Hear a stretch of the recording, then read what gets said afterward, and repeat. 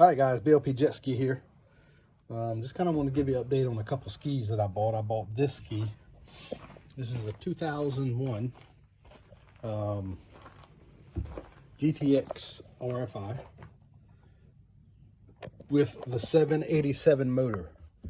I bought two of these skis, identical. This one and the one under the tarp right there. And they're sister skis, I call them. I bought both of them on a trailer. You see here, it's the, I see that 781. I've heard them be called 787s. I don't know. Anyhow, got that one running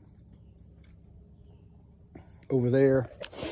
One thing I found wrong with that one that I also found with this one, these older machines are very, very well known for the crankcase leaking oil into the cylinders, which was the case on that one and this one.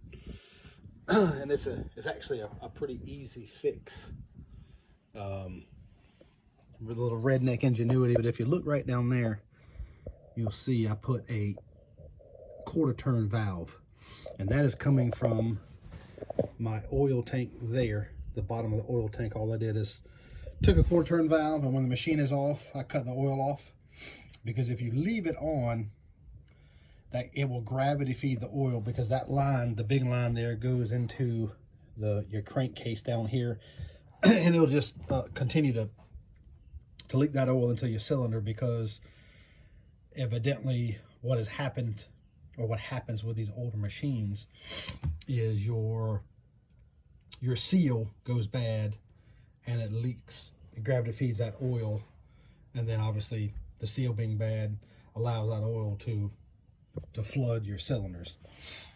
So put a quarter turn valve in there, and as you see, it's off right now.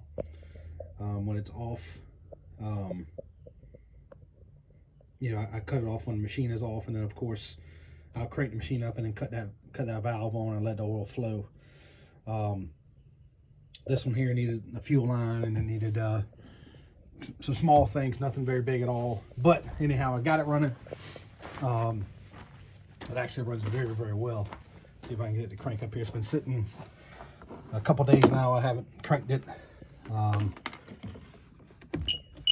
the key on, and then hit the throttle once or twice.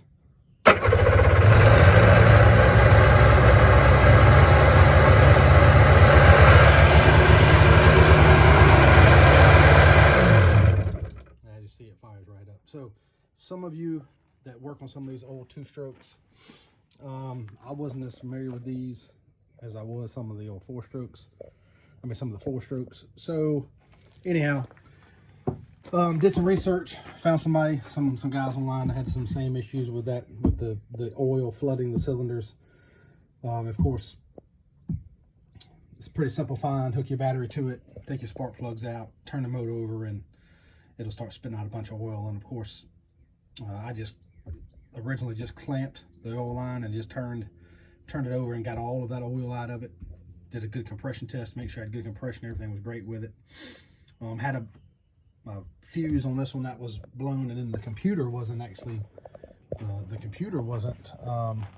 had some issues, so I actually took the MPEM out of that one to put in this one just to test it, and it works fine. So I'm about to buy another MPEM off of line, probably eBay, to replace the one in this one, and then both of those will be up and running. Working on that ski there. That's a 2010 Sea-Doo 260. So I've got a few skis I'm working on, but I just wanted to update you guys. If you're dealing with some of these old two-strokes, especially some of these Sea-Doos, or Bombardiers as they call them, and you're having that problem with your cylinder or your piston cylinders being flooded with oil, that is a known problem. That seal goes bad, and the easiest, cheapest, quickest way to fix it is put that inline valve when the machine is running.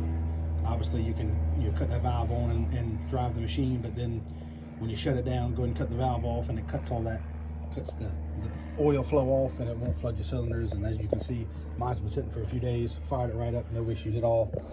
So